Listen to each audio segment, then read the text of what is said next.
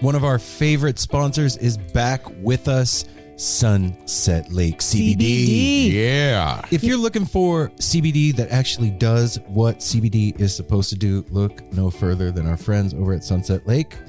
Let me break it down. Break it down, Mel. They're sustainably farmed, meaning they avoid pesticides and use sustainable farming practices to preserve the land for future generations. 1. 2, farm to table. They ship the CBD products straight from their door in Vermont directly to your door wherever you're at. Oh, that's cool. And third-party tested. They test everything with a third party to ensure quality, dosage, and safety. You got to go over and check out sunsetlakecbd.com. They have so many products. Break it down for them, Apple. Well, they've got some new stuff going on. Like they always had pre-rolls, but now they got really cool packaging for it. And you can get CBD pre-roll flights of all their flavors. You can get the heavy hitter flight that also throws in some of their Keef blunts. They have a new CBD recovery body lotion. I'm excited about that. Mm-hmm. And what was the other? The other one with arnica. The extra strength muscle rub, 3,000 milligram with 5% lidocaine. So look, Oh, yeah, if you're lidocaine. sore, this is the stuff you want to rub on your body to make those aches and pains go away.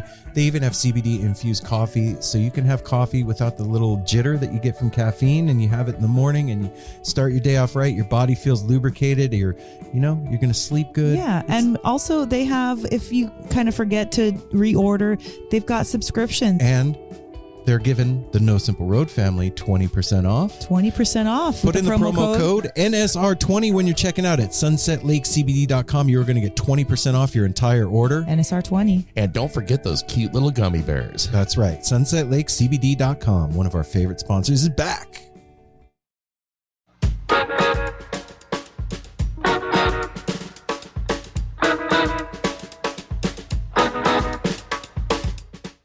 You could go on tour.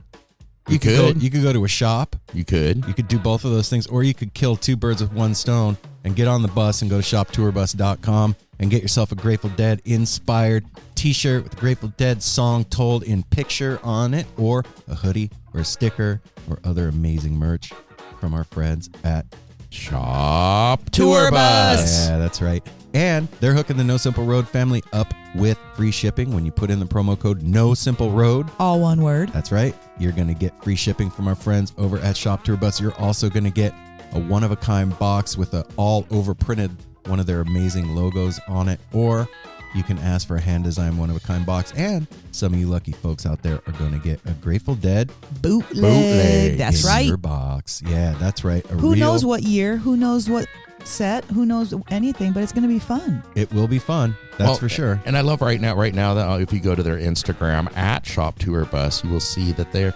preparing everybody for this back to school thing that's getting ready to happen with back to school outfits for parents, teachers, kids, and families who need a boost as we prepare for tearful drop-offs, new classroom nerves, brave bus rides, and the general highs and lows of returning to school. Boom, there it is. You could deck your kids out in all Grateful Dead stuff, and they could start teaching the other kids at school about what Grateful Dead songs mean. You could start them early, man. So go to shoptourbus.com, put in the promo code No Simple Road, all one word, and get yourself hooked up.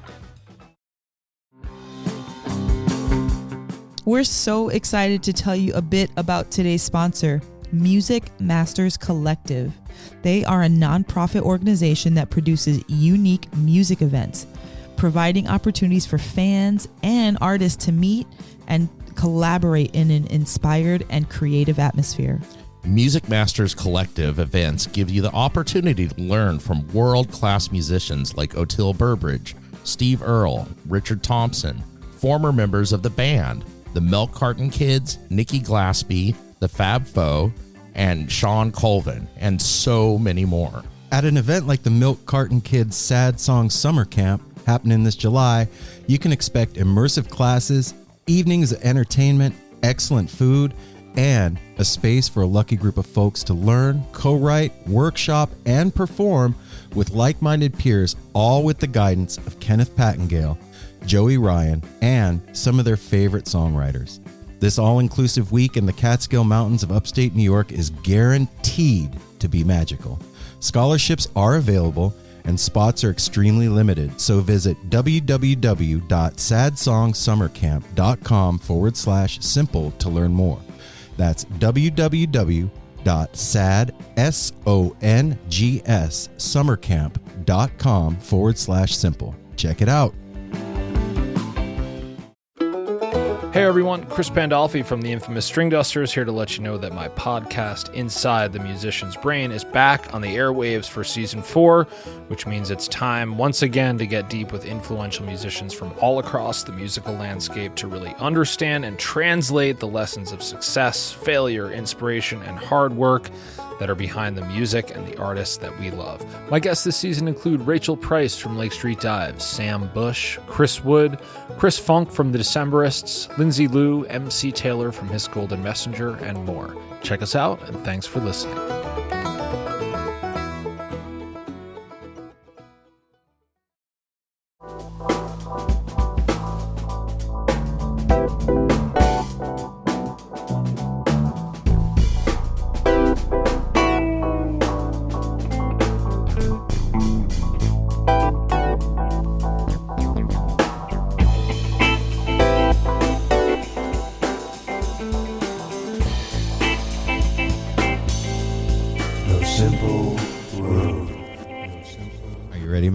I'm ready, man. You getting something extra, everybody. Hey, No Simple Road family, how's it going? Welcome Hey. It's back. Aaron. And Mel. And Apple. And we are bringing you something special this week. 2 episodes this week. Yeah. You can't say we haven't done nothing nice for y'all. You're welcome. And this one is special because you've heard this before. This is one of our favorite repeating guests, and this is going to continue on. This is the Owsley Stanley Foundation. Oh, yeah. Yeah, they have a new release. Welcome back. Yeah, and I think that they are our most repeated guest.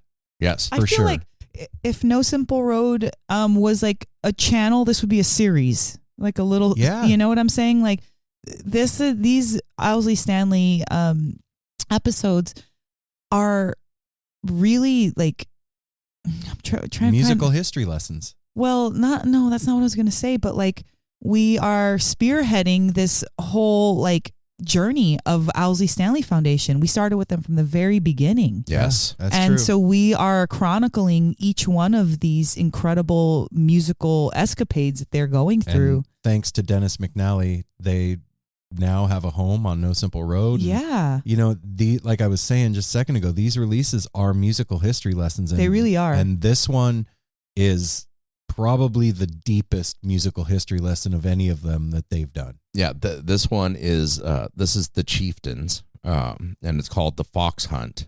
And this is Jerry Garcia's specific request for them to play. Before Olden in the Way. Yeah. So there was a weekend in San Francisco where Olden in the Way played and the Chieftains opened for them. And there has never been a recording of that released. So you never have the complete show. And now you can listen to this release of the Chieftains, and then you can listen to Olden in the Way, and you'll have the complete Yeah. evening. And what this does, weekend. this comes with, I would say, their most complex book so far. Oh, it's gorgeous. It gets very into, and the connection here is bringing the connection between bluegrass that, from United States with the music from Ireland, Yeah, where the Irish folk Chieftains music. are from. And then this kind of sums it up here too. These guys, they went over to Dublin, Ireland, to sit down with Paddy Maloney, who is, helped start the Chieftains and is a champion of like Irish traditional music, and also breaking those traditions by continuing to play things that weren't quite traditional and take it in another level. The same way that Jerry did with Bluegrass. Yeah, and they went over there and they got to sit down and interview him to write up this awesome booklet that goes along with it. Is it 33 pages? Like 30-something pages, and not too long after they were over there, Paddy passed away. So this really grabs a piece of history, and there's a quote here on the side from Paddy Maloney. I love them both. And this is 2 separate performances.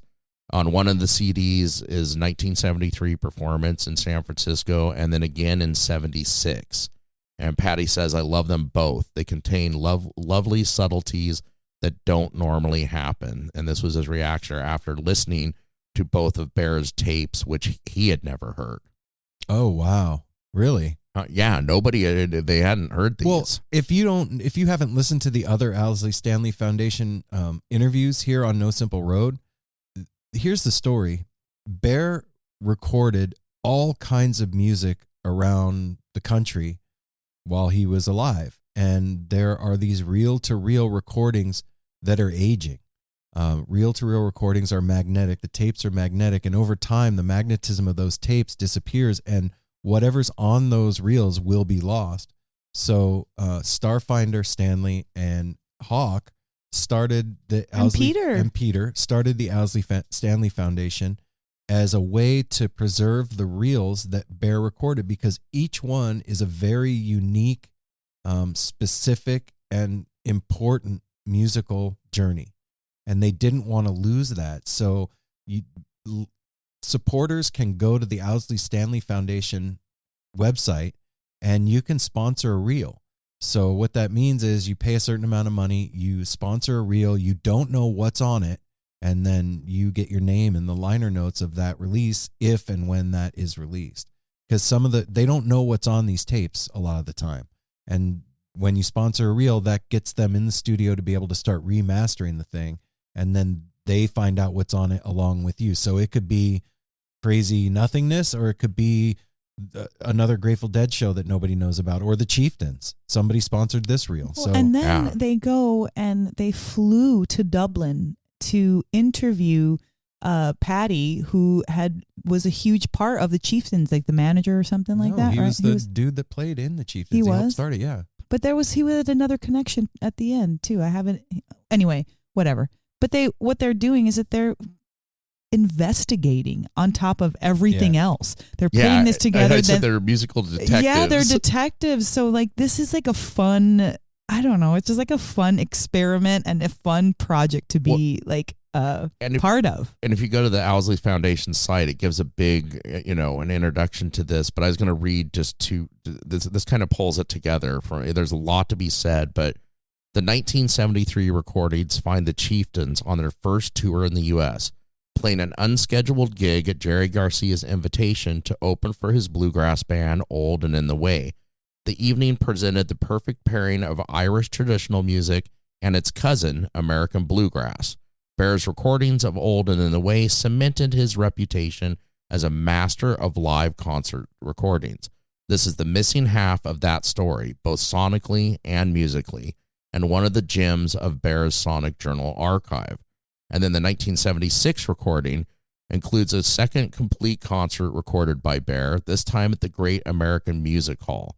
So completely different venue.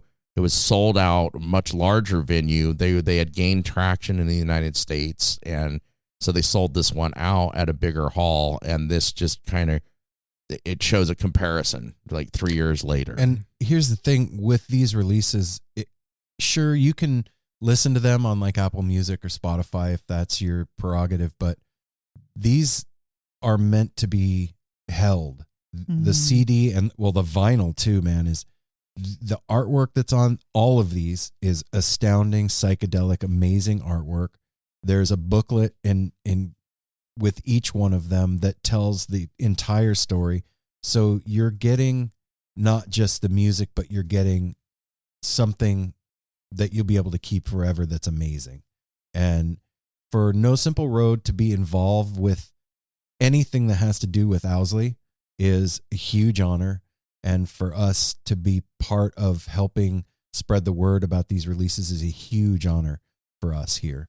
And I hope that the guys know that we take this as seriously as they do. They know it. And that it's a labor of love for us as well to be able to be a mouthpiece for you guys and help spread the word on this. So if all of you listening are so inclined, go to the Owsley Stanley Foundation website and pick yourself up the vinyl or the CD for this. And the artwork that they did for this particular release for the Chieftains, there's an Easter egg. Don't say what it is. There's an Easter egg on the cover art that you have to find. There's something special in there. So go grab yourself the vinyl or the CD and then look for that Easter egg that's in there because it's really cool. Yeah, and just to throw it out there too, this is that they're not asking a lot for something that they put so much. Their Yeah, heart they and souls traveled into. overseas for this. It's $25 for this CD set. Really? Yeah. $25 comes with this amazing booklet and the double CD set. I'm looking at it right now. I was looking to see the price, and that amazes me. Yeah, that's crazy. Wow. Well, yeah, let's get him to the interview. All right. Hey, everybody, we're gonna do the business real quick. Follow No Simple Road on Twitter and Instagram at No Simple Road. Go to www.nosimpleroad.com. Get yourself some NSR merch. Find out where we're gonna be with our calendar of events. You can sign up for a tarot reading with Mel and I. That's with right. The Grateful Dead tarot deck. We'll give you a 1-hour reading. You'll get a playlist based on the cards that you pull, and we'll hang out for an hour on Zoom and give you a tarot reading if you got some burning question that you want to know about. And the Grateful Dead tarot deck seems like a good avenue for you to reach out to. Hit us up, and we'll do that with you. Also, you can go to Apple Music and leave a 5-star review. That helps other people. Apple Podcast. What'd I say? Apple Music. Oh, yeah, Apple Podcast. We're not on there yet. Wait till our band comes out. That's Then right. we'll be there. That's right. Apple Podcast. Leave a 5-star review. That helps other people find out about the show. We have only had one review. In August. Yeah, August 9th, we had a very nice review. Come on, somebody throw us one before the end of the month. Yeah, man. That would be super cool, y'all. And then you can go to www.patreon.com/No Simple Road and help support the No Simple Road journey, man. That's That's the best way to say it. Put a gas in our car. Help us out. Yeah. We're Help on a us on the journey. journey. we are on a journey. Give us a gas card. That's all. 2 episodes this week, man. Yeah. That's the time, energy. That's not And worth then- 50 cents to you. Come on. Yeah, that's not asking a lot. That's not asking a lot. That's $1 a month. That's 25 cents Dang. an episode. Damn. Flick a We quarter got a at us. sweatshop going over here. Just flick a quarter at us each week. There you go, NSR. And then let's not forget the tepid line, because Yeah. that's where you can call in and do whatever you feel like doing. You can 971 ramble, ask a question, 808. whatever. 1524. What was that again? What was that Mel? again, Mel? 971-808-1524. Did you There say you go. 971-808-1524? Sure did. Okay, That is cool. what he said. All right. Yeah, that's what everybody said. Yeah, so that's all the No Simple Road business. I think I got everything in there. I think I might have forgot something, but hey, you got the gist. This is the second one this week. And yeah, make sure you come hang out with us. We're going to be at O'Teal and Friends in a couple of weeks. We're going to be at Camp Suds. If you haven't gotten tickets for that, come hang out with us at Camp Suds. We're going to be podcasting live along with Cycles is going to be there, Bodie Mojo, Family Mystic, Sponge, a bunch of other great Pacific Northwest acts are going to be doing their thing out there, and we're going to be podcasting live. We'd love to see all of you there. And with that, we're going to get you to the interview. Yeah, here we go. Without further ado, the No Simple Road crew gives you the Owsley Stanley Foundation. Great. Good morning, everybody. Yeah. How's it going? Pete, I'm Aaron. Hey, Aaron. Nice to meet you. Good to meet you, man. And I'm Mel over here, Pete. We've had these other wonderful gentlemen on before, but not you, so we're stoked. Yeah. We're stoked to have your side of Good it. to meet you. Yeah. So And then I'm out. You know how you can let me Oh, yeah. introduce Sorry, myself? Oh. And I'm Apple. It's good to have you here, Pete. Thanks so much. this release that we're here to talk about, I think is the strangest and coolest thing you guys have done yet. Eh, By far. And that's saying a mouthful. It's, in lieu of the company that we're in right now, that it wasn't what I expected. When we saw you at Peach, you didn't tell us what was coming. You just told us that you had something coming up. As And- usual. And my mind was like filling in the blanks with all kinds of stuff. And I have to admit, man, this was not on the list of things that I thought. Like, can you guys talk to us a little bit about this and how this one came about? Oh, sure. Who wants to go first? that's you. Well, I mean, the Chieftains are, legendary, internationally renowned group. It also, Irish traditional music is, if you've noticed in sort of the narrative arc of our releases, every release is trying to explore a different musical idiom that Owsley enjoyed, kept the tapes for 50 years. These in particular, we found copies of these tapes that he had made for himself in Australia. We found them in multiple locations and multiple copies made in the vault. It was a tape that he clearly loved, particularly the October 1st, 1973 tape. I think he realized not only did he have a personal connection with the Chieftains that came largely out of the 1976 recording and the experiences, hiking through the redwood forest with some of the band members and that sort of thing. But he knew in the 73 performance, remember they were opening for Old and in the Way at Jerry Garcia's request. Nobody in the United States really knew who the Chieftains were outside of small pockets. This was their first US tour. They had played one gig in New York, I think in 72, 71 maybe, which interestingly enough, John and Yoko Ono attended. It was at the Irish Center in Brooklyn. They came in late, watched the show, and then left early so they didn't get mobbed. But the band members could see them come in and sit down and then quietly leave. So people knew who the Chieftains were outside of the U.S., knew about them in the U.K. Certainly they were big in Ireland. Right. And they'd been playing together for a decade.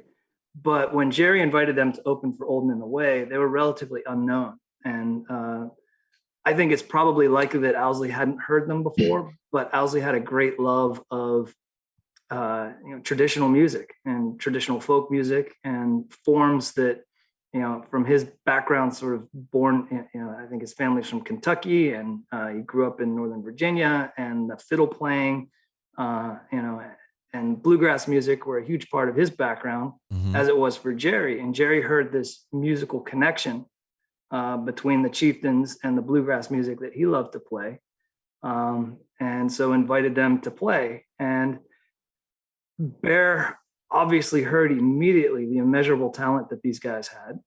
And I think Bear also realized immediately that the sound quality of these recordings is otherworldly.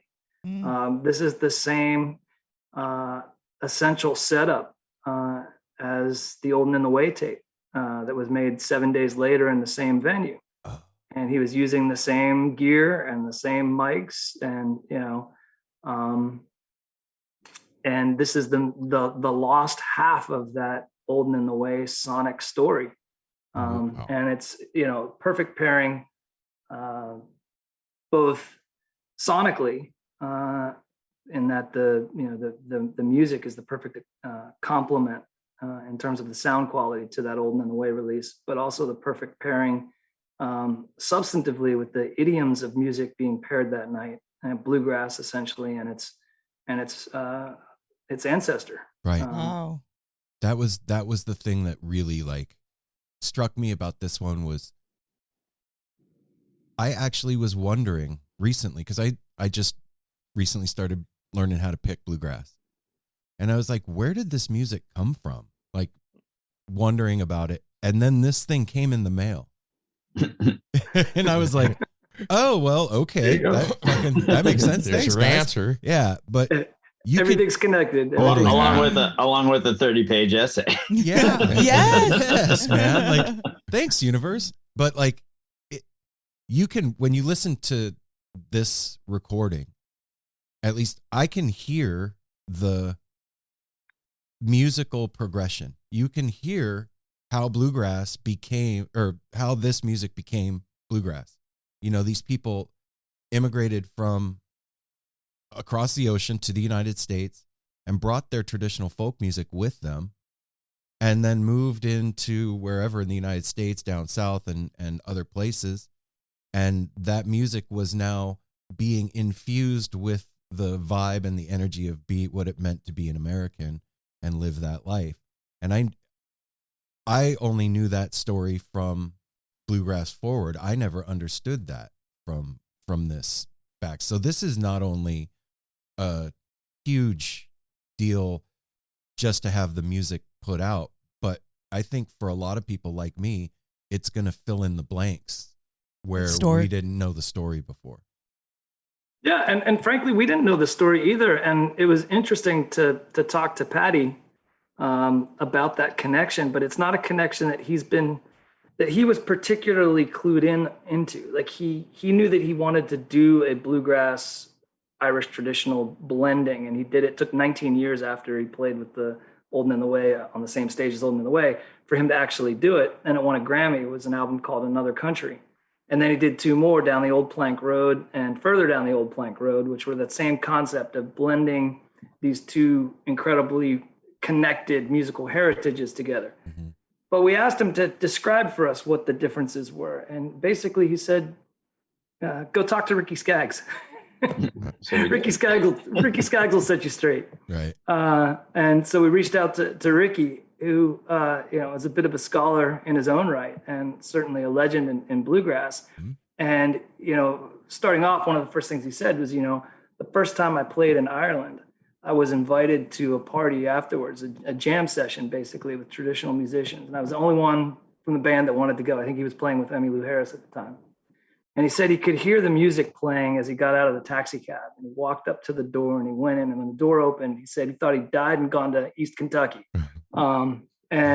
The connection that he heard immediately with the fiddle playing was like, this is where my people come from. This is the music that, flows through my veins. And then when we got him talking, where our light bulbs started going off right and left was when he would talk about the instrumentation, because you notice that other than the fiddle, there's not a single instrument between bluegrass and Irish traditional music that is in common. Right. There's no upright bass, there's no mandolin, there's no guitar. Instead, you've got pipes and you've got the bowron, the war drum. You've got chimpan and like a dulcimer, and of course the famous Irish harp that Derek Bell plays. It's all different instrumentation, but they fill different roles, or they fill the same roles. They've got analogs in American bluegrass, and that's what Ricky Skaggs walked us through. And he was like, well, you've got the guitar that came to America from Germany, and you've got the banjo that came up from African and slave culture from the South. The banjo essentially pushed out piping. And so the uilleann pipes there wasn't enough room for pipes and banjo. And who's going to tell Earl Scruggs, who's got to make way for the piper? Get some pipes or get out. Right. Oh, and then, the whole Bill Monroe forming bluegrass, listening to his Uncle Penn play the fiddle, these ancient tunes that his relatives brought over when he came from Scotland. So there's this very direct connection, but it's still different, significantly different. Right. Wow. Pete, where do you come in to this wild mix of fun? Well, specifically on this one, on the bluegrass question, if you go and read Beowulf or even Shakespeare in school, it's English, but it's way older. You could tell it's different. Right. And, I think on the bluegrass side, when you sit down and listen to the tapes, they're exotic. It's bluegrass, but it's way older. Right. You get that feeling immediately. And, so when you listen to these tapes, let's say you put on Old and in the Way and you put on the Chieftains, you're recreating what Jerry wanted you to hear back in 1973. First, you hear the musical great-grandparents, and then you hear the bluegrass. But they never sit in together. They don't play with each other. And so it would be another 2 decades before you get to hear, well, what happens if that ancient music comes together with the new music. So that was a tremendously exciting moment when you fast forward to those newer albums where you get to hear them come together. Yeah. It's such a, it's really important. I think that this is super important. Right now, especially, there's a really big bluegrass resurgence going on. Not in no small part because of Billy Strings, but other acts.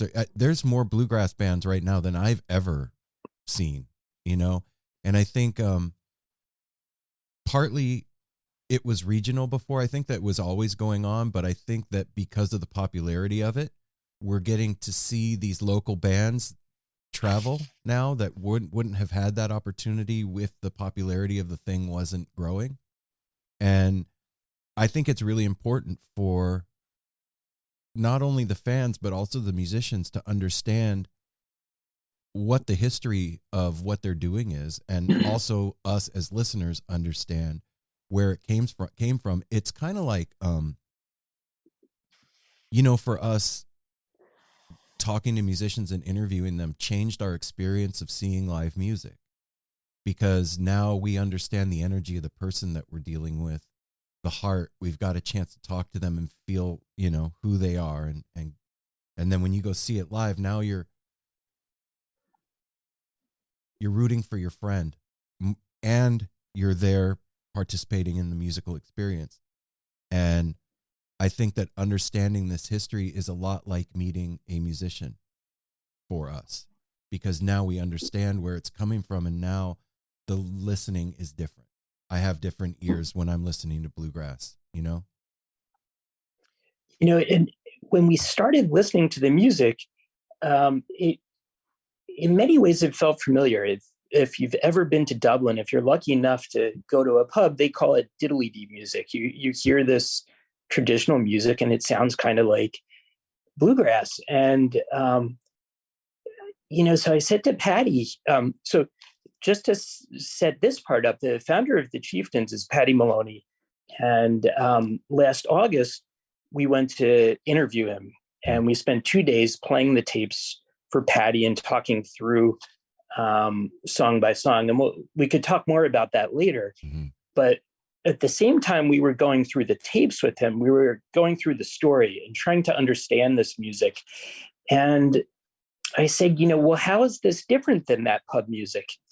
And it was like the needle scratched across the record player. He sat bolt upright. And, he said, I never wanted this to be pub music. This is not pub music.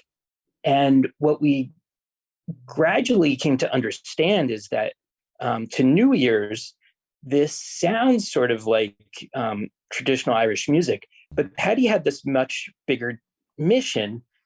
He was trying to create an entirely new form of music. And it's a lot like what Duke Ellington was doing in the United States. And Duke Ellington was taking the vernacular. He was taking our instruments, our tunes, what you would hear in bars, what you would hear on porches, and elevate it and put it together with into a higher art, into an orchestra.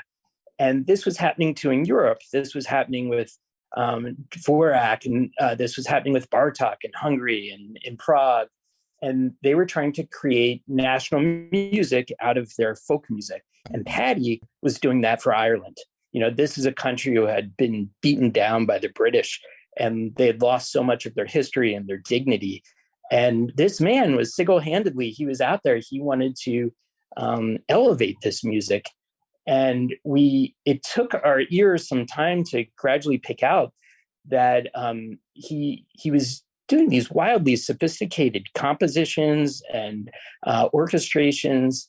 And we began to understand that he was doing something very different than the traditional music. He was reacting to it. So that they would say it's traditionally untraditional. Oh. Or, did I get that exactly wrong? Untraditional. Exactly wrong. Yeah. Just exactly. Untraditionally traditional, traditionally untraditional. In any event, I mean, he's starting with compositions, original songs that he's working with for hundreds of years old. It comes from an ancient tradition, and he was making it fresh with adding his own flourishes. He was more of a composer than anything else, a composer and band leader. And he got criticized because sort of what he was doing was sort of neo-traditional Irish music. And of course, the traditionalists want you to don't break the rules now. This is set down. The music's supposed to be like this. And Paddy's saying, no, I want to add this instrument, and I want to add that instrument, and I want to build this up so that it's a much bigger sound than something you would ever hear in a pub. But then, we asked him to sort of, I'm really glad I asked this question now, but it's on the excerpts on the CD. What would you tell your grandchildren about your music? Like, what's the thing that they should take away? If they've never, because we're thinking of, when I asked the question, I was thinking of our audience that isn't familiar with Irish traditional music. what should our audience be listening to? But I put it in the context of his grandchildren who are in the US and, you know, we're in the middle of the pandemic and he couldn't visit with them. And like, what would you tell them is important about your music? And the first thing he said, notwithstanding the fact that he, you know, look, folks, this isn't pub music. But the first thing he says is, I would want my children, my grandchildren to know that this is first and foremost a dance music. I would want them to get up and move. And, you know, that I think to me illustrates the split between the music of the big house and the music of the little house, the big house being the academia and the concert hall, and the little house being the pub and the house party. Right. And both of those are combined in the Irish musical tradition dating all the way back to Carolyn. And there are 10 Carolyn compositions on this Chieftains release that Bear recorded. He could write an ode to whiskey and then also have a head chopping contest with the great Italian composer Geminiani, and you know, draw in his composition from the high Baroque forms of the continent, and also the music of the pub. And that's always been a part of the Irish tradition, and that's what makes it so great and complex. Right. And Paddy was emphasizing that. I think too, like we see more crossover. I know that, like, I've heard stories about Dog and Jerry when they first started playing together, that Dog was very traditional and wanted to be by the book, and Jerry was not when it came to bluegrass. And that was like a thing that they found beautiful in playing with each other, and it worked out. But we hear the same things now today of the way bluegrass is transforming and changing. The art form is expanding and evolving. Yeah, great word. And there's traditionalists that are like, what the fuck are you guys doing? Like, this jamgrass is bullshit. Like, why, you know, the bluegrass, that's not bluegrass. And I had a conversation with somebody about this recently, and like, in my mind, art isn't static.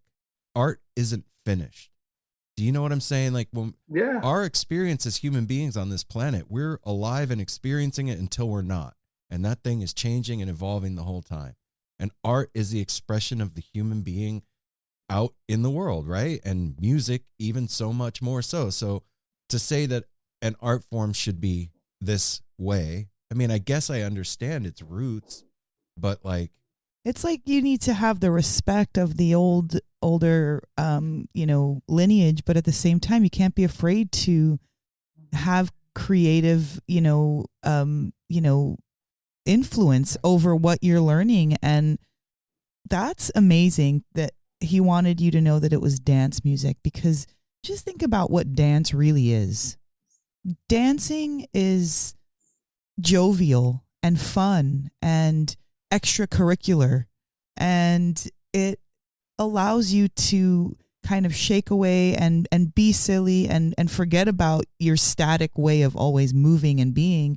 And so for Paddy to really want to evolve this kind of music and let people know that it's dance, that's a pretty lofty goal to put out there, especially to his grandkids. Like, move and dance and have fun with this semi-traditional, non-traditional music.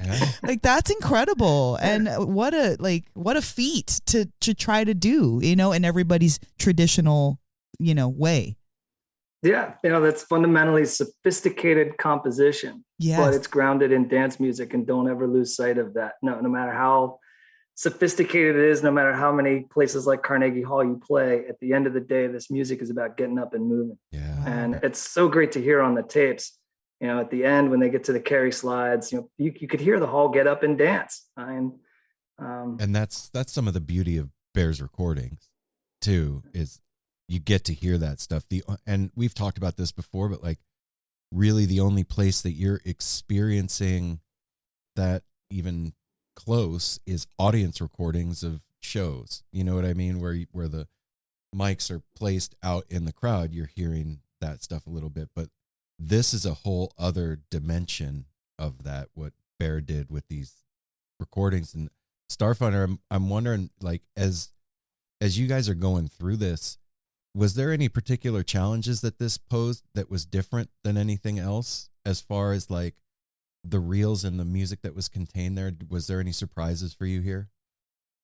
Well, I mean, this era was Bear was in his stride, as it were, doing sound and making recordings, and so there weren't that many hiccups.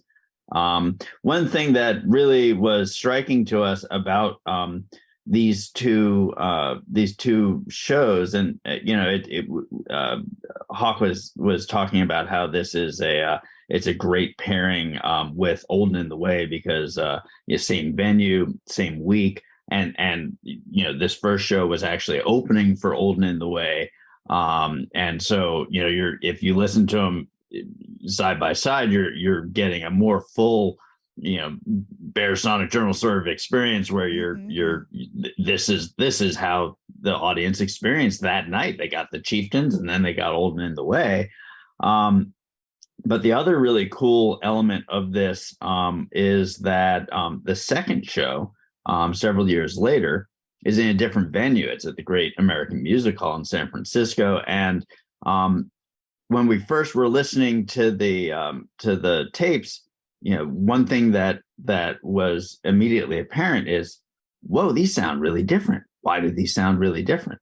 And the answer is because they're in different places. And one of the things about Bear's recording was that he wasn't just capturing the band and the music that they were creating, but he was capturing the space that the music was happening in. And so the recordings have very distinctly embedded in them the sense of the hall. And so you can really, when you listen to disc one, and then you move on to the Great American Music Hall, you can hear the sound change. And the reason, and he probably mic'd them the same way. He may even have been using the same exact microphones. But the sound difference you're hearing is the space that they were in. That's so. I've wondered this before with your other releases. Is there any documentation for you guys as to how these things were mic'd when you get these reels? Is there notes or like that's? I was wondering that, because Hawk, you seem to know a lot about the mics and stuff. Yeah, was there like notes that went along with the recordings? There are very few notes that we have at all. We've got this release in particular was probably the closest that we'll ever get. We found a live eyewitness, the house sound man for the Great American Music Hall, whose memory is extraordinary and just incredibly detailed memory. Remembered exactly what equipment Owsley brought with him that night, how many mics he used, which answered some mysteries for us about the sound. He only had 8 mics. I was using 2 MX-10s, and he told us where he mounted them. That was down where he set up the recording was sort of down in the basement, off to the stage.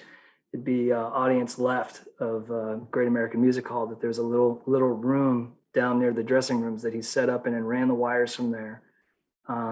And he had 8 mics, which the theory is that he mic'd the 7 musicians and put 2 mics on the front and back of the Bowron, the war drum. And that left no mic for the house PA. So every time Patty speaks to the audience, you're hearing Patty through the bleed from the PA system into the recording mics. So it sounds like he's in a tunnel. And so we had to do some additional work because we realized that was the mic. So Bear had to make a decision. I only have 8 mics. There's a house PA mic would be the 9th. I won't mic that because this is a band that doesn't have any vocalists anyway. So let's mic all the instruments. And so he mic'd all the instruments, 2 on the drum, and the house mic was just, the PA system. So we had to do a little bit of adjustment to the sound on Patty's announcements on that. Just a technology that didn't exist 2 decades ago. But we did de-reverb on the sound of just on Patty talking to the audience so that you at home can hear him on the tape. Wow. How fun this is for you, like in this one. I mean, because you are on all these, like Detectives. Like music detectives. Yeah. And then, like in this one, you got some extra. I mean, because I imagine that too will help you understand future recordings. And when you hear something now, you'll be like, okay, we know he used this. That man, this is awesome. Like figuring this out. Yeah, it's. I mean, I wish she were here to tell us, more. Yeah. I wish that we had more, sort of documentation. Every once in a while, you'll see notes on the tape boxes, but half the time I can't understand what it means. I mean, and we have things that he wrote to various people when he was corresponding. He for like the book Year of the Dead. That's Blair Jackson, isn't it? Let's see, Grateful Dead gear. Yeah, Grateful Dead gear. On my bookcase, the Grateful Dead gear, the Blair Jackson book.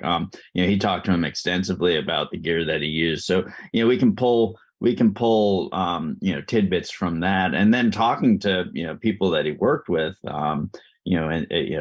Like Wiz and Alan Rhodes and Rick Turner, who we just lost, and that was just a horrible loss because it was so unexpected too, and we had just sat down with Rick and interviewed him and had so many more questions, because he was an integral part of building the Wall of Sound, and he was right there in the trenches, during all of these really seminal periods of equipment building and instrument building. So we try to get back to people who were there, and sometimes the collective amnesia is more profound than others.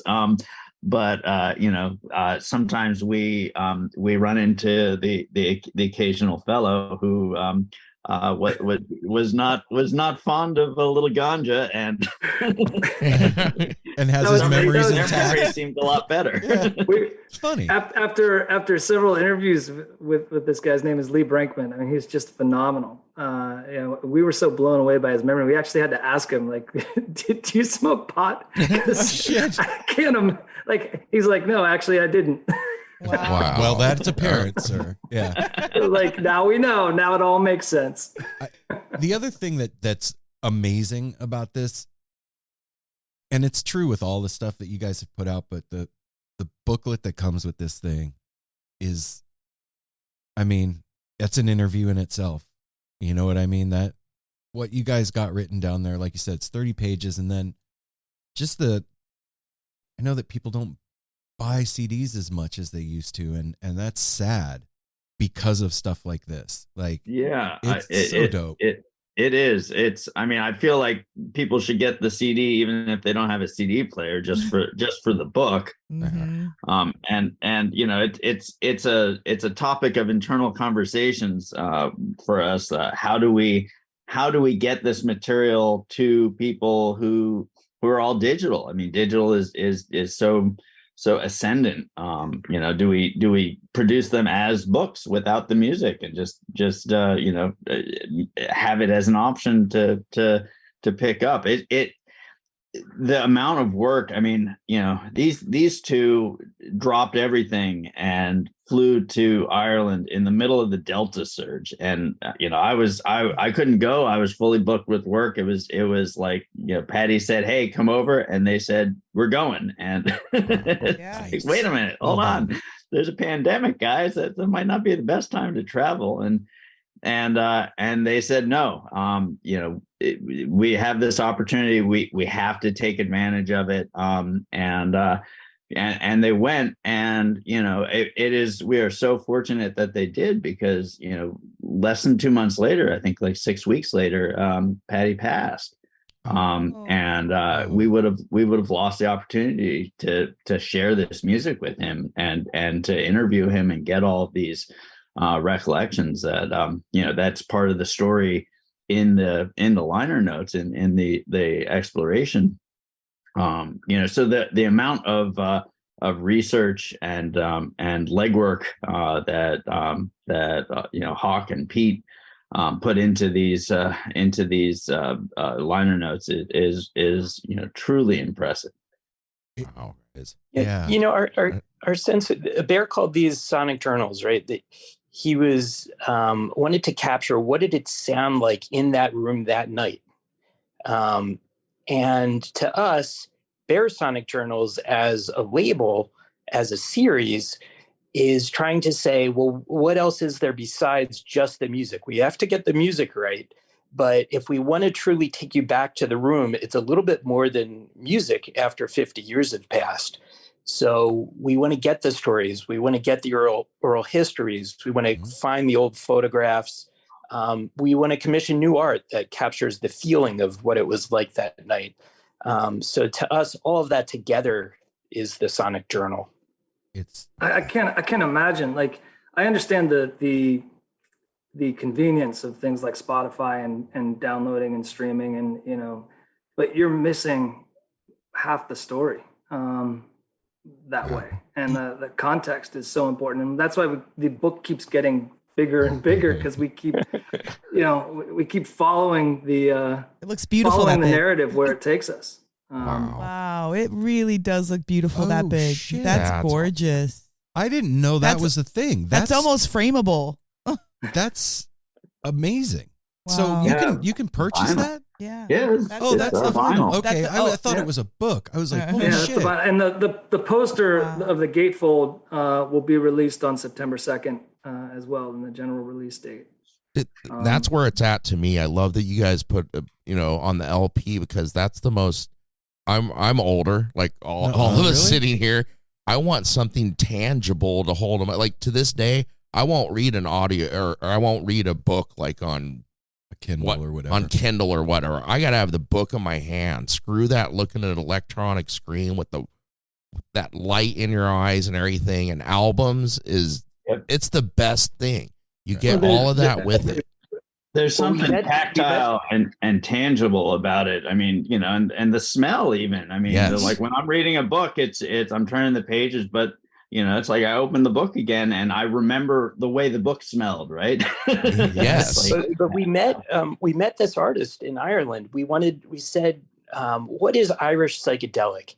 Oh, wow. What a question. We met with album artists while we were in Dublin. And this young guy, Connor Campbell, comes in, and he comes in with 12-inch paintings, so the actual size of an album cover. And the details on these things, you needed a 12-inch album cover to see all the little squiggles and marks. And he was even painting with stained glass paint. And so we were going for this feeling of the Book of Kells. So the Book of Kells, it's this devotional art from 1,000 years ago. And there is something almost psychedelic about it that these monks were experiencing. And, so we said to Connor, this is the feeling we're going through. Can you figure out, what are these parallels? And so he ran with it. And my God, that it's worth getting the vinyl just to see the amount of detail in Connor's paintings. And Starfinder, if you hold it up again, what the full painting has is there's so many elements of the story that are inside of it. So you've got the big house over on the far left there with the big Tudor frame house, capturing the big house versus the little house. In the center, you see that little thatched roof hut sticking up in the middle. There's, of course, an Owsley Stanley 13-point lightning bolt on the tree right above the fox. There is, if you go over to the right side, there's a three-eyed bear hiding behind the tree, and that keep going, Starf.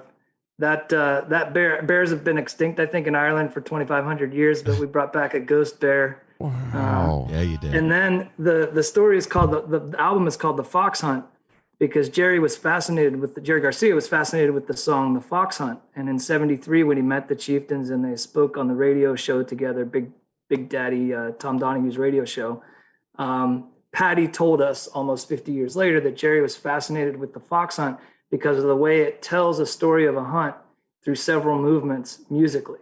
They get this musical narrative of all of all the movements show, they're hanging out at the lodge, then they the hounds pick up the scent, then you have the chase, and then they kill the poor fox, and then they go back and they get drunk some more.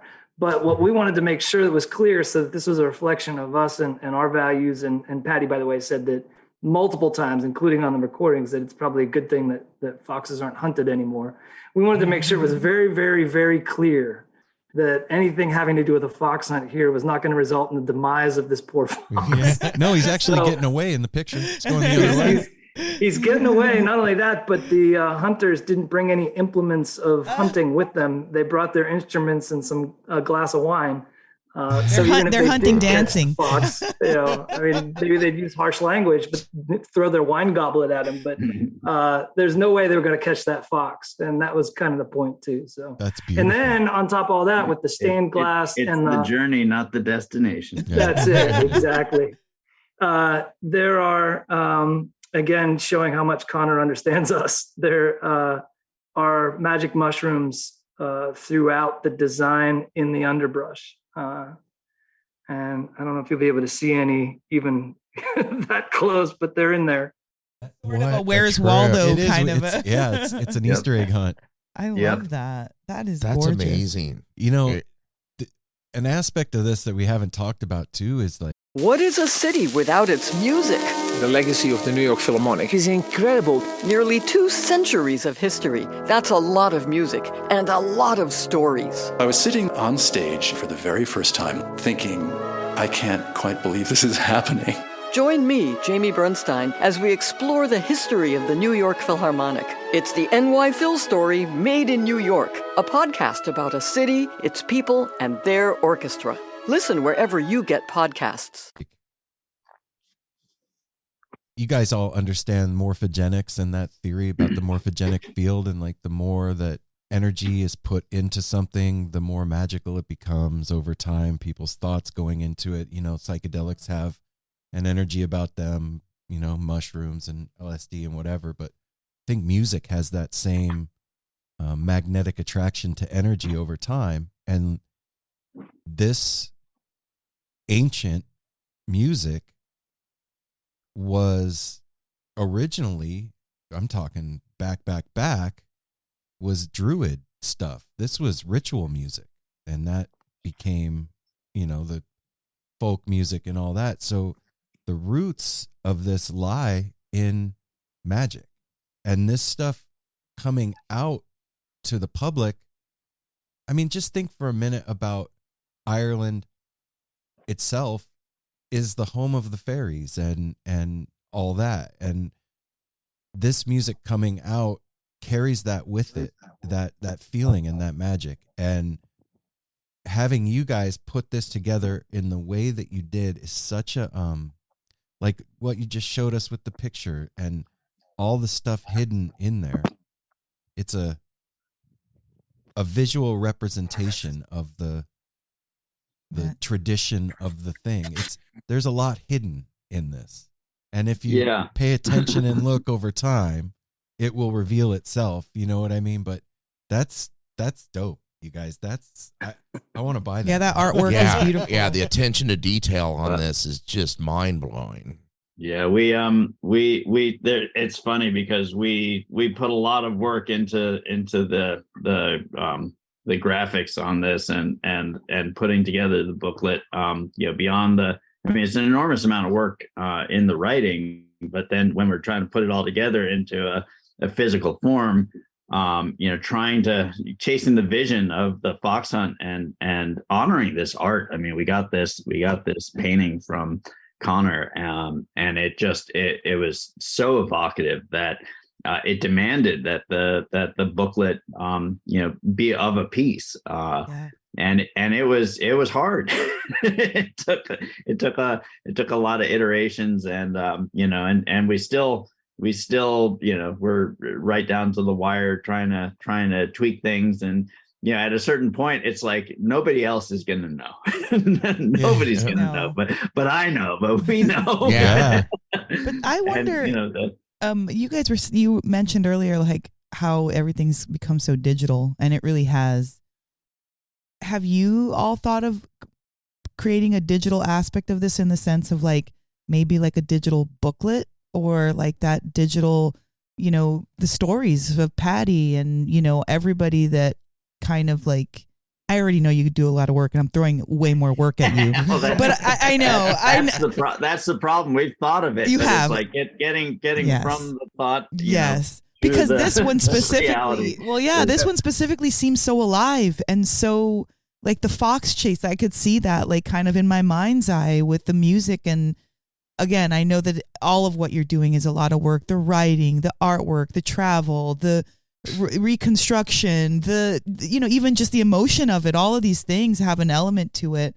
But to get it into these people that somehow just don't want to do the physical copy, I just feel like it would be so beautiful and it could be something incredible, like with getting this beauty into a digital, world would be amazing. Yeah, we again, if budgets and time were limitless, we had actually reached out to a cartoon company in Ireland that did this incredible, like really psychedelic version of Book of Kells and transforming Book of Kells into a cartoon. And we were wondering, an animated film. Yeah, wanted to do kind of the Cartoon Saloon, they're called. Yeah, Cartoon Saloon. And it didn't work out. There wasn't enough time and there wasn't enough budget. But we've many times for this project, Ali Akbar Khan as well.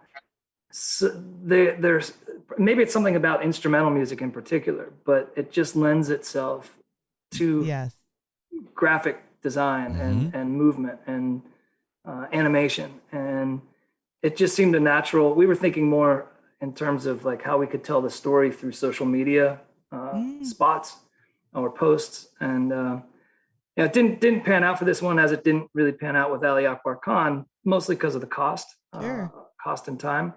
But if you follow us on Facebook, you'll see every week we've been revealing a different part of the story. And our person this week, we really wrote about our connection with Patty and had pictures of us in Ireland, and had a chance to really publicly speak about how much we were touched by his life and how devastated we were by his passing in the middle of a project that he was very much hands-on.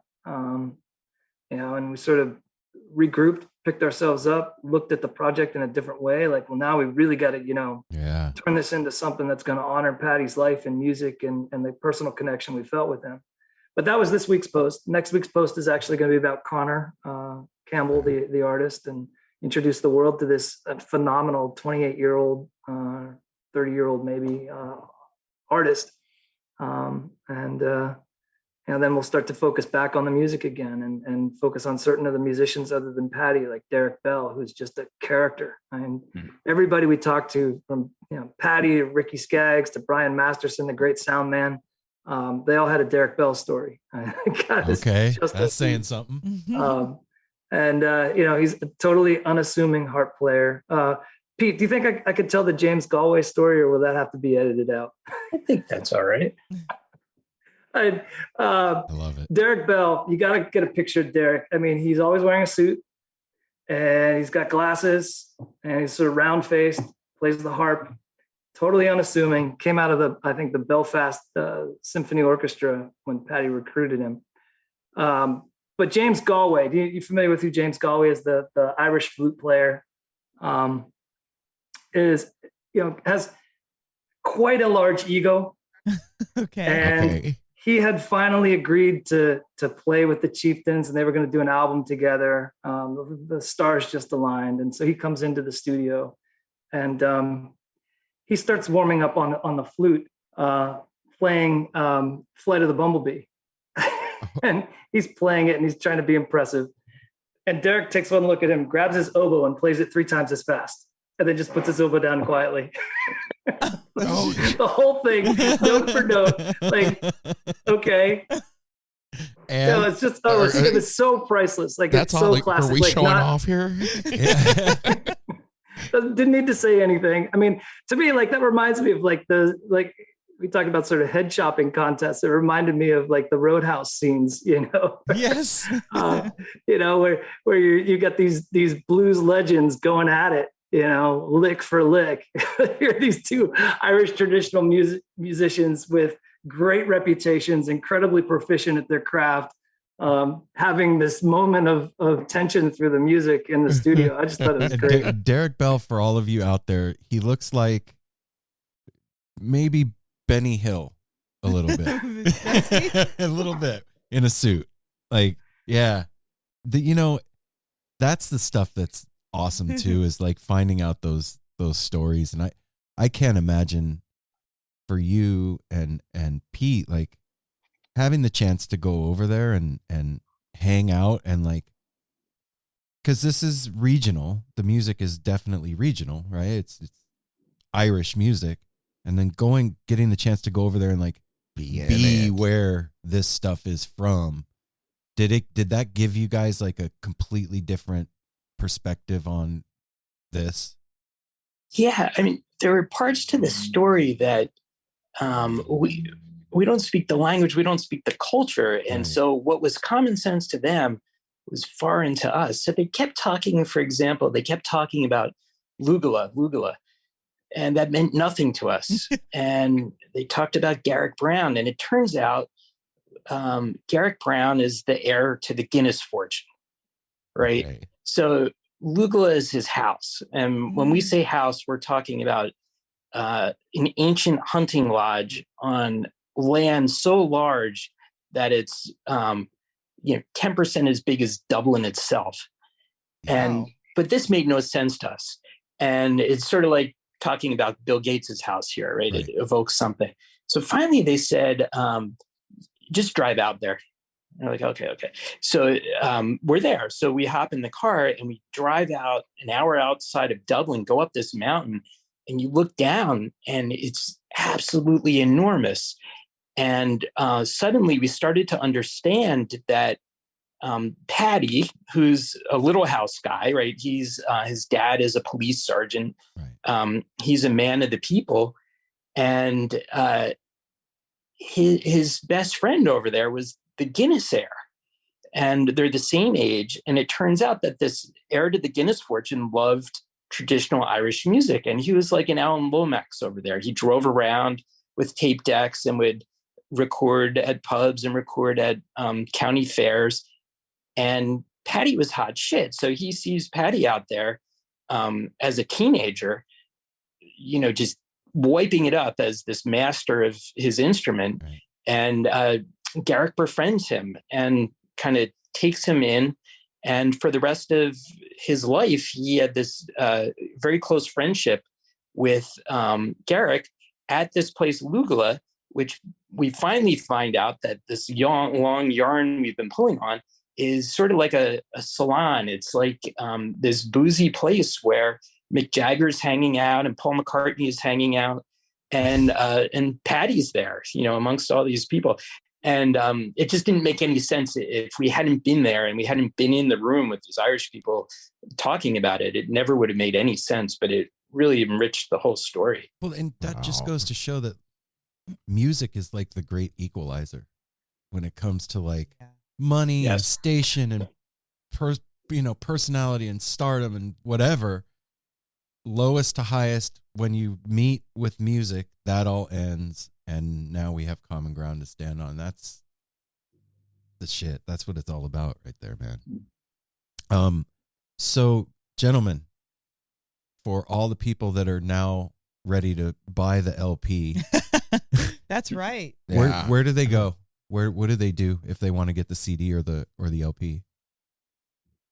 You can go to Owsley Stanley Foundation.org, OWSLEY STANLEY Foundation.org.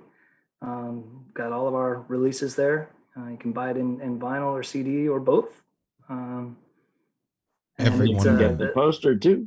Yeah, the poster will be available. Yep, all of it's available September 2nd. Every one of them is as good as this. Like they're all like the attention to detail and the mastery that's put into these is amazing. I would say too, like for any music teachers out there, what an incredible pairing the Owsley Stanley Foundation can be for your students. And I'm just throwing that out there to anybody who's listening, because what you gentlemen are doing is really retaining the history of the musicianship and the recording one and the same. And that is very special, in addition to the history of the musicians. And that is invaluable to somebody. I know a lot of these days, some kids that are playing music well don't know the history to the music that they're playing. And it's not anyone's fault, but when you package it in such a beautiful way, what a great enticer for younger generation, that, wow, people really took a lot of time and effort to tell the story, preserve the music, and share it. Like, this is something, like I said, that could really be like a game changer in a music class. So thanks for that. And I just wanted to say that to anybody who's thinking about, teaching, because if I'm in a music class and you present not only this beautiful artwork, but all of that, I'd talk about buying. Of course I'd buy it, but like just the act of like learning and eating it up while you're learning the music, it changes it. So thank you for doing that.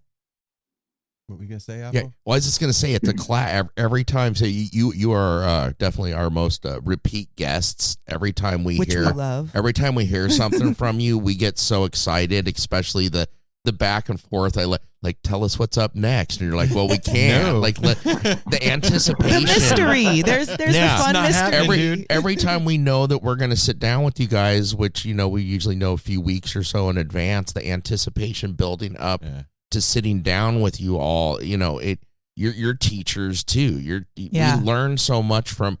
We're usually the most quiet of any interviews when we talk to you guys because you're giving us the knowledge of what goes into this, and it's great to have you on here this time as well, Pete. Yeah, and here see another person behind this, and it, like Mel said, just thank you so much for doing this, and also Hawk. It was so amazing to get to meet you in person. When we were at Peace when we walked in there and saw, first of all, they set you up in an awesome place for the booth and everything. Like all the traffic went by there, and to see you there was just so amazing. I can't wait because it's going to happen. We're all going to get to meet someday and be in the same place or something. I just thank you so much for what you're doing. Like Mel said, this is going to teach people stuff. It teaches us. Yeah. Especially when you get older, you get a little more jaded, like, oh, I know everything about music and stuff. And you guys are you're taking us to class every time. Yeah. I don't know about all that, dude. I don't know. Yeah, and this one's gonna jump up there because the Ali Akbar Khan is definitely the one I've listened to the most. Me too. Because I play it like going to bed, waking up. That one, I've listened to that so many times. And we've turned so many people onto that too. Yeah, that's my airplane that's one of the things I love to share with people is just like, you need to know about Owsley Stanley, like Ali Akbar Khan, all of these incredible ones. People don't know, and so to be able to turn people on, and then there's so much to like follow up with.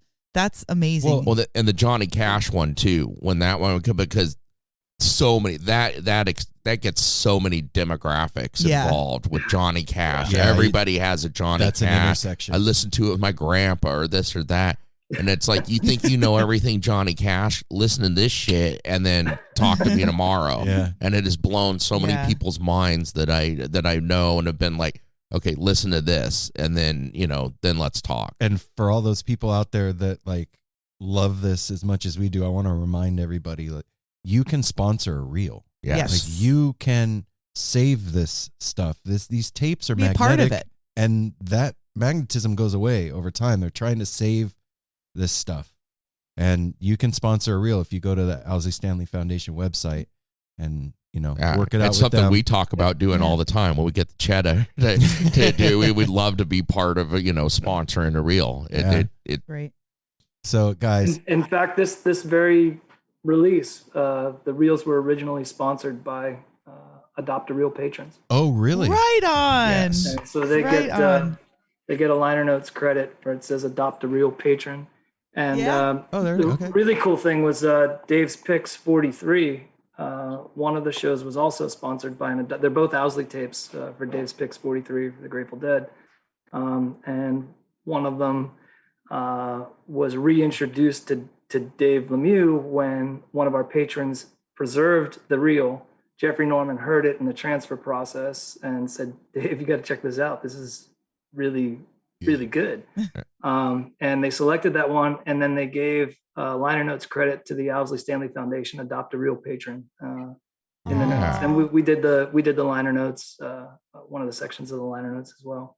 That's one of the cool parts about the Adopt a Real thing is like, you can't pick. You can't, and you don't know what you're going to get. It could be anything, and you could be the next Adopt a Real patron that does the next Dick's Picks, or not.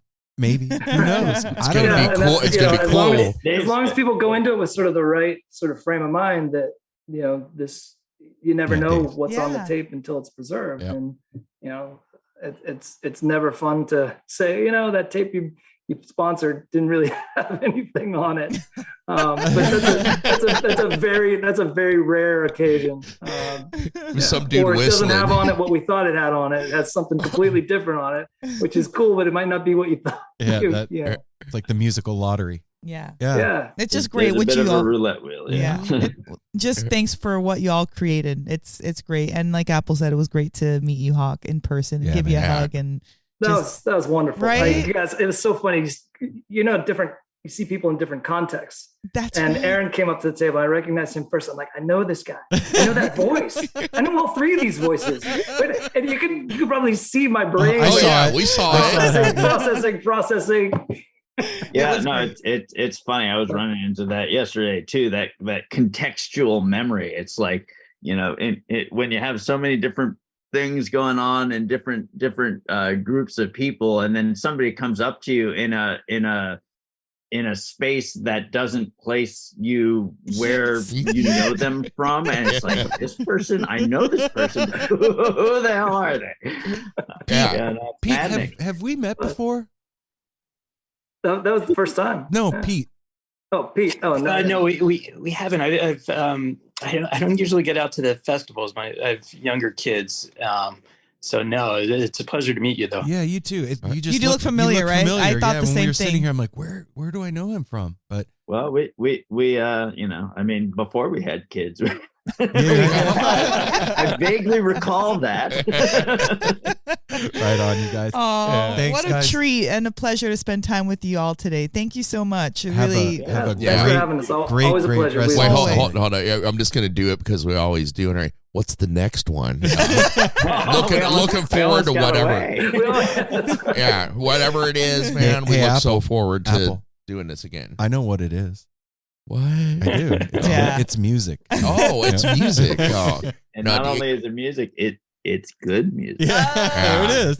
Well, right on. Keep doing what you're doing, man. We love you guys. You guys, thanks so much. I will give one hint about the next one. Shit. We are almost finished with it, actually. Whoa. Yeah. And it's going to have 5 or 6 different artists will be playing on it. It'll be a 3 CD set. The booklet, if you thought this booklet was big, the next one's even bigger. Right on. Okay, so we're not going to have to wait too long. We wrote a section about each of the artists. So, Pete, since you're new to No Simple Road, what is it? I might be new to Old Simple Road, but I still know your tricks. God damn it! Oh. Well, we love it. All right, guys, thanks and for the media books that we discovered with the Johnny Cash release, this little hardcover bound book format. We just love it because it is so well suited to our approach to presenting the music, and it's I wish we had found it earlier. So that we could and I keep telling the guys that when we run out of stock for our earlier releases, we're going to have to redo them all, in this format so that we have the books. Yeah, it's beautiful. Yeah, when we like got a collector's item for all of them, Yep, that when we got it in the mail, I was like, yeah. Oh, we got a gift. It's cool. Yeah. Right on, you guys. Enjoy the rest of your Sunday. Yes. And if you need anything from us in the meantime, let us know, okay? Yeah, likewise. All right. All right. Looking forward to hearing this, and it's always a pleasure to be on. Take Thank care, you, guys. guys. We'll talk to you soon. Thank you. Yep.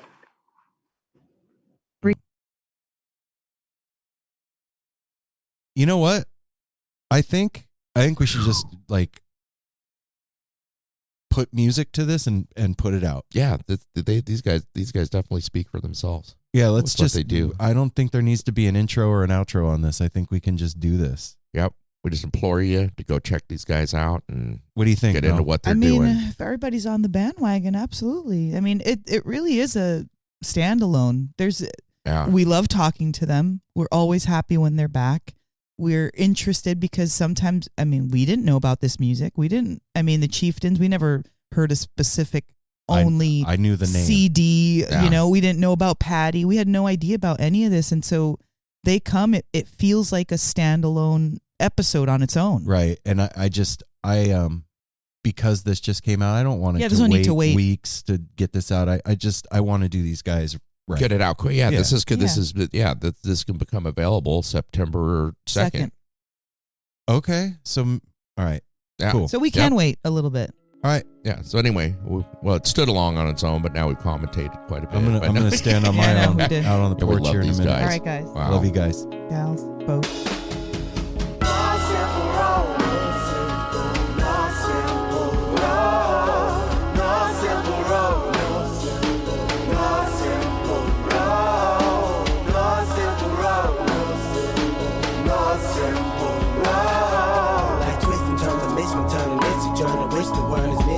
But it's a burden. Felony just been deferred, and hella means been the earth, and alchemy can bring the birth, the melody of a newborn. So persistent, so resistant, so insistent, so commitment, so resilient, or haven't you learned it? No simple road.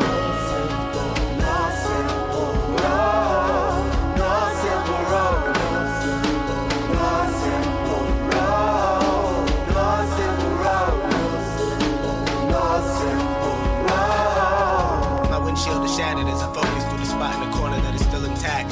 The react is both a defense mechanism as well as a fear. We've traveled this road before, so we may think, but it's a tad bit of strange similarities that feed an A=A complex. The fears of your past do not equal the perplexities of the current road.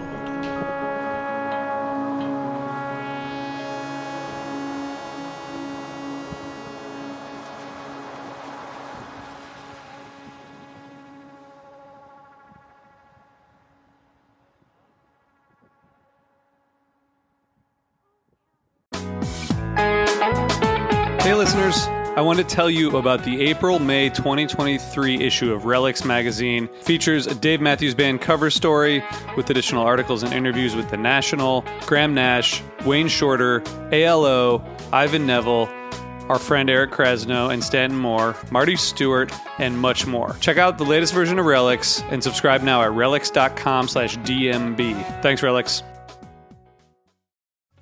What's up, everyone? It's Joe, and I'm the host of That's Awesome with Joe, a podcast on the newly formed Sound Talent Media Podcast Network. I talk with tons of your favorite artists, managers, touring personnel, and more.